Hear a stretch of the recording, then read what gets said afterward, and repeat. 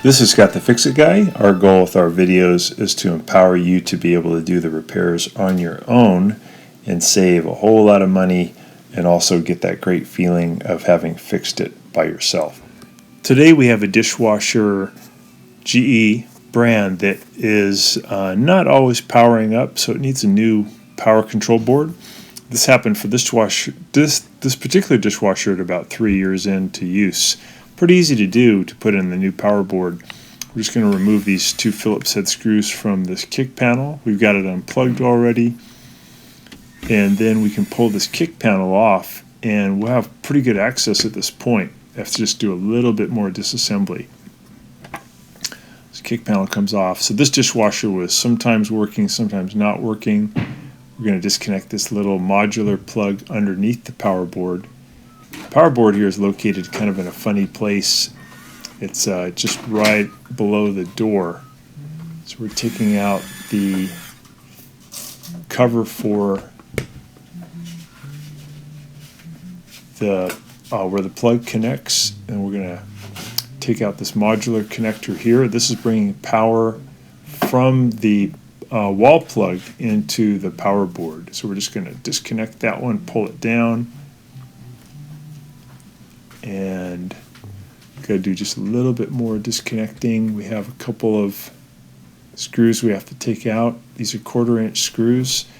These are there's two of them that are gold color. There's one here on the right. We're going to zip it out. It's surrounded by like a rubber grommet. We just spin that out. And there's one over to the far left. We spin out, and then we have to take one little bracket out to get it out of the way, and then we can pull the whole board out. Take out these two screws here on the far right hand side. They're holding on the bracket that houses the electrical connections for the power plug. Just get that off, and then we're going to kind of wiggle the power plug assembly down and out of the way, and then we can reach up and grab this power board assembly and pull down, kind of wiggle and pull down, and it'll come loose.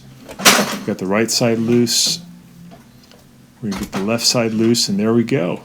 And there's some connections that we have to undo. There's a purple one here in the back we're going to undo. We got this one in the front. We're going to just pinch in and wiggle it loose. We got this white one here. We're going to pinch in and wiggle that one loose. We got the purple one in the back. Pinch in on that one, wiggle it loose, and then you got the whole board out.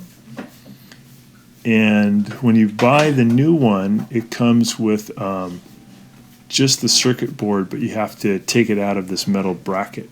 The one we have here linked is a refurbished one, so it's only about $66. Pretty cheap, and it should do the trick. It just has new parts welded or soldered in. So we're going to use some needle nose pliers to pinch in on these little plastic tabs, and that's going to let us lift the circuit board out away from the metal bracket. After that, there's one little 1/4-inch grounding screw that you have to take out, and then you should be able to separate the circuit board from its metal bracket. There we go. Put the new one in position on the metal bracket, and you just push in, and it'll click into the little plastic tabs. I think there's 4 of them, 4 or 5, that'll lock it in. And then we have to add the little green grounding screw in the lower right-hand corner with our 1/4-inch driver. Got that done. We're going to push this metal bracket in at the back first after we do our connections. We do the purple connection here. Make sure it's pushed in all the way, it locks in.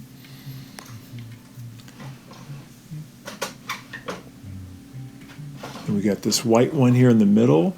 Push it all the way in to where it clicks. And we got this white one in the front. Push that in until it clicks. We're going to push the back of the metal bracket up in there first, and then the front part we're going to push in, get nice and flat, and we're going to add those 2 gold screws to hold it in. Those are 1/4-inch screws.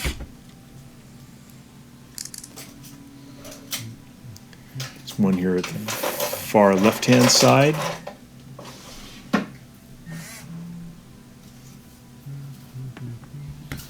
So this will probably take you 10-15 minutes, you'll be done. And the symptom again was sometimes the power would work, sometimes it wouldn't work. And unfortunately it did happen at the 3-year mark, which is pretty early for a circuit board to die. But the refurbished ones aren't that expensive. Again, about $66. So we zip that one in. And we have this modular connector here that we have to put in.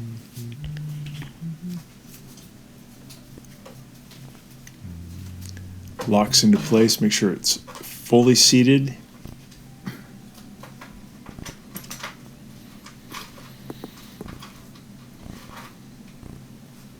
So now we're going to plug it in, and actually we'll put this little power module back in, power connector, plug it in and give it a try. So it all lit up fine, and it started right away. Was able to do the cycle correctly, so that cured it. That did the trick.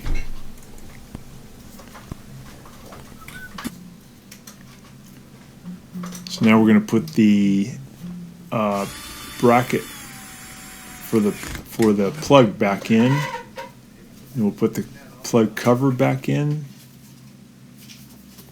There's a little tab on the right side that goes in first, and then you put in a 1/4 inch screw on the left hand side to hold it in.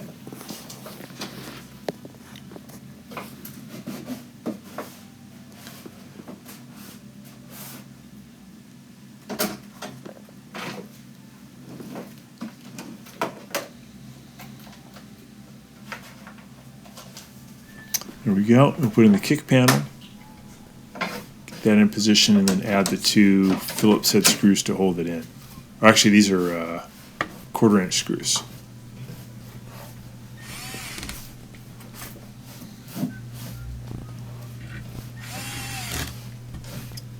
And now we got a good operating dishwasher again. So thanks so much for watching. Here's a little link to that part. And please subscribe when you get a chance.